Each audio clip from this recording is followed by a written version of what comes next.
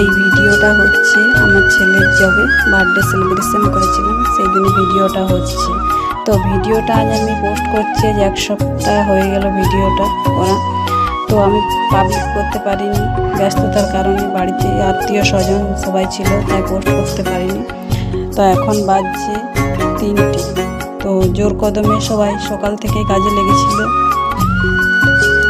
এখানে সবাই নিজেদের মতন গল্প করছে, একে একে আত্মীয় স্বজন আসা শুরু করে দিয়েছে। এদিকে রাঁধুনি কাকু রান্না করছে।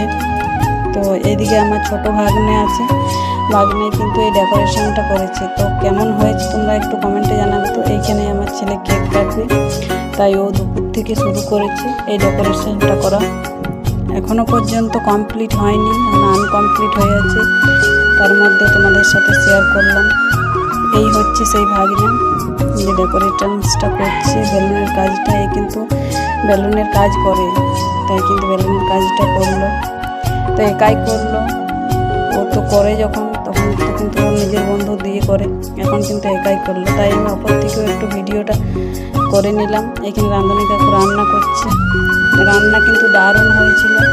তো শেষে যে এত বড় দুর্ঘটনা হবে আমরা ভাবতেও পারবো না।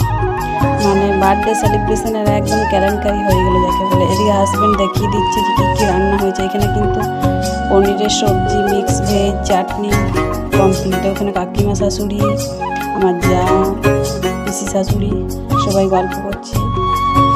একে একে সবাই আসা শুরু করেছে, এখনও পর্যন্ত সবাই আসেনি। এদিকে শ্বশুর মশাই আছে, কিন্তু বার্থডে সেলিব্রেশনে সবাই রেডি। তো এখন বাজে 8:30। 8:30টার সময় তোমাদের সাথে সবটা শেয়ার করতে পারিনি, তোমরা দেখতেই পাবে যে এখনই একটু পরে কী হয়েছিল। খুব মন খারাপ হয়েছিল।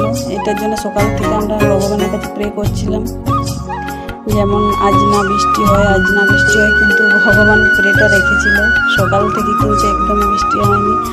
আর ভগবানের কাছে প্রে করলেও তো কিছু হবে না, কারণ বর্ষাকাল, এটা সিজনটা তো অমনি, তাই না? আষাঢ় শ্রাবণ মাস। এই দেখো সবার মন খারাপ। আমাদের কিন্তু এইখানে প্যান্ডেল করা হয়নি, ওটা আমাদেরই ভুল। আমরা ভেবেছিলাম সকাল থেকে কিছু হয়নি, তো এখনও পর্যন্ত হবে না। কি কেলেঙ্কারি, রান্না বন্ধ করে এদিকে রাঁধুনি কাকুরা সব রান্না হয়ে গেছে, কিছু একটু বাকি ছিল শেষের দিকে পাঁপড় চাটনিটা।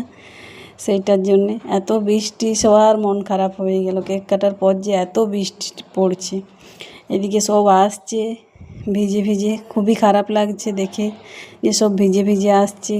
কেউ মাঝ রাস্তায় বৃষ্টিটা পেয়েছে, কেউ আমাদের বাড়ির দুয়ারে এসে বৃষ্টিটা পাচ্ছে।